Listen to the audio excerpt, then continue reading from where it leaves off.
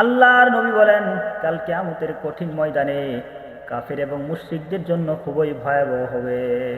কাল কিয়ামতের কঠিন ময়দানে যখন কাফের এবং মুশরিককে হাজির করা হবে, তারা পালানোর চেষ্টা করবে। বিভীষিকাময় মুহূর্ত দেখে যখন পালানোর পথ খুঁজে না পাবে, তখন তারা তাদের মনের অভিব্যক্তি প্রকাশ করবে। আল্লাহ রাব্বুল আলামিন সূরাতুল ফুরকানের ভিতরে তাদের কথাগুলি বলে দিয়েছেন।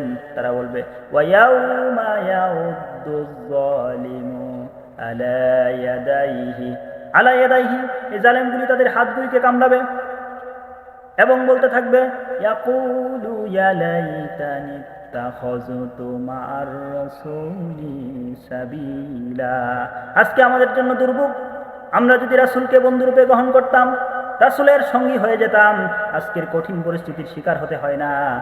এবং তারা বলতে থাকবে, ইয়া লাইতানি লাম আত্তাখিয ফুলালান খলিলা। দুনিয়াতে তো অমুক ব্যক্তিকে বন্ধুরূপে গ্রহণ করে আমার জন্য আফসোস, এমন একটা মানুষের সাথে আমি চলতাম যে আমাকে দ্বীনের ব্যাপারে বলে নাই, সে দ্বীনের ব্যাপারে উদাসীন ছিল।